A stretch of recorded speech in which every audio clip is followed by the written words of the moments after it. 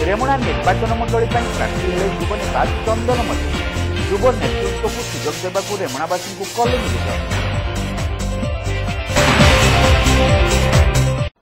छात्र जीवन आरंभ कर दीर्घ 15 वर्ष धरी विजु जनता दलर जड़े सक्रिय कर्मी भाव कार्य करुवा युव नेता चंदन मल्लिक दलीय टिकटरू वंचित होगा पूर्व घोषणा अनुଯାयी स्वाधीन प्रार्थी भाव नामांकन पत्र दाखल करिसेंती।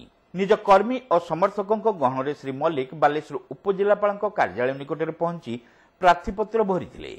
रेमुणा विधायकों को बीजेडी बहिष्कार पर दल में देखा सांगठनिक अचलावस्था को सजाड़ा दायित्व दी जाई प्रार्थीत्व दाबी उपर तांको नाम उपर विचार करा जिवो बोली प्रतिश्रुति मिलिथिला।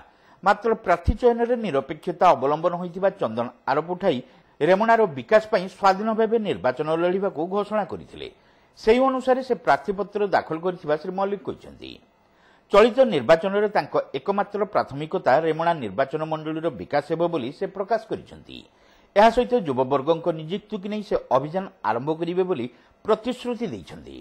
रेमुणा निर्वाचन मंडली आम आज स्वाधीन भाव में नामांकन पत्र दाखल करने आमर